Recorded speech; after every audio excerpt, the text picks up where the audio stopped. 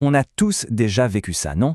Savoir exactement ce qu'on devrait faire pour avancer vers nos buts, mais impossible de s'y tenir sur la durée. Et si en fait, le problème n'était pas un manque de volonté? Et s'il s'agissait de voir les choses d'une manière complètement différente? C'est vraiment la question de fond. On part avec une motivation de dingue, on tient quelques jours, peut-être même quelques semaines, et puis paf, inévitablement, on lâche. Mais pourquoi est-ce que ce cycle se répète encore et encore? Voilà. On arrive au cœur de notre analyse. Il faut arrêter de se battre contre soi-même. La clé, ce n'est pas de forcer plus, non. C'est de s'aligner plus intelligemment avec ce qui compte vraiment pour nous. C'est un vrai changement de paradigme. Allez, on plonge dans le premier grand sujet. Rien que le mot discipline, souvent il a un côté négatif, un peu comme une punition, pas vrai? Eh bien, il est temps de retourner complètement cette idée. Regardez bien, ça oppose vraiment deux mondes. D'un côté, on a la vision classique. La discipline, c'est une corvée, une force brute qu'on s'inflige. Et de l'autre, une idée bien plus forte. La discipline, en fait, c'est un choix. C'est prendre soin de soi. C'est un cadeau qu'on offre à la personne qu'on veut devenir.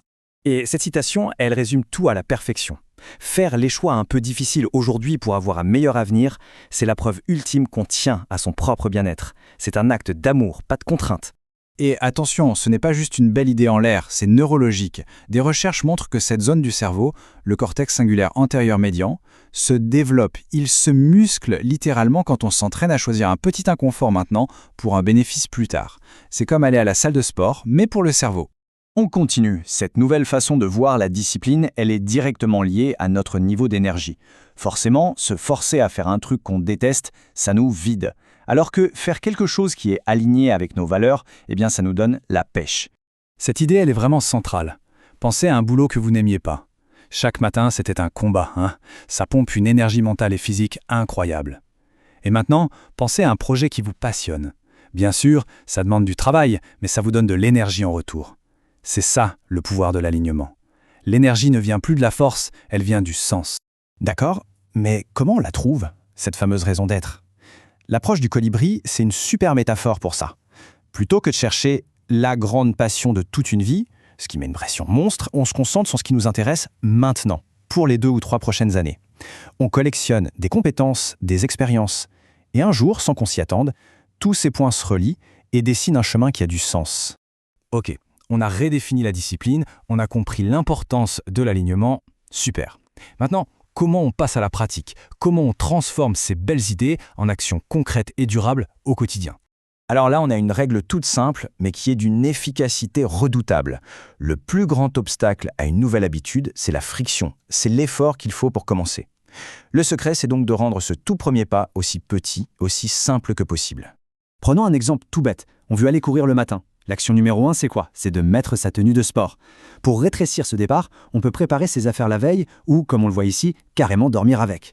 L'idée, c'est de supprimer la moindre petite décision ou le moindre effort qui pourrait nous faire hésiter. Et ça, pour moi, c'est une véritable révélation. Le succès ne dépend pas d'une volonté surhumaine. Il dépend de la création d'un système, d'un environnement qui rend les bonnes choses faciles à faire et les mauvaises difficiles. C'est simple. Si on ne veut pas manger de cochonneries, la solution ce n'est pas de résister à la tentation tous les jours, c'est de ne pas en avoir dans ses placards. C'est concevoir son environnement pour la réussite. Parlons un peu des objectifs. La façon dont on se les fixe peut soit nous booster, soit nous plomber complètement. Heureusement, il y a une méthode qui est bien plus en phase avec le fonctionnement de notre cerveau. La plupart du temps, on se fixe des objectifs basés sur le résultat. Perdre 10 kilos, par exemple. Le souci, c'est que la récompense est loin, très loin, et on se décourage vite. L'autre approche, c'est de se fixer des objectifs basés sur l'action. Aller à la salle de sport aujourd'hui. Là, la victoire est immédiate. On ne se concentre plus sur la destination, mais sur le simple fait d'avancer un peu chaque jour. Et tout ça, ça marche grâce à la chimie de notre cerveau, en particulier la dopamine. La boucle est simple. On fait une petite action, même juste passer la porte de la salle, et la étape cruciale, on célèbre consciemment cette victoire. On se dit intérieurement « bravo, c'est fait ». Immédiatement, le cerveau libère de la dopamine, l'hormone de la motivation.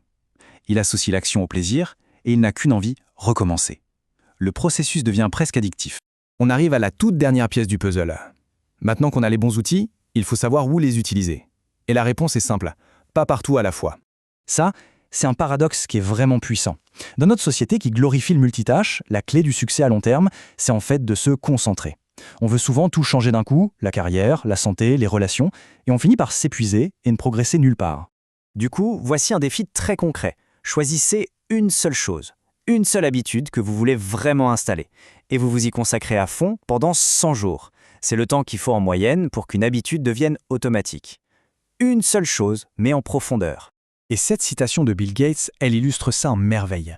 On se met une pression folle pour avoir des résultats spectaculaires en 1 an et on oublie la puissance incroyable de la régularité sur une décennie. Se concentrer sur une habitude à la fois, c'est la stratégie gagnante sur le long terme. Pour finir, c'est facile d'attaquer une nouvelle période avec de vagues espoirs, en se disant « j'espère que ça ira mieux ». Mais l'espoir, ça reste une stratégie très passive.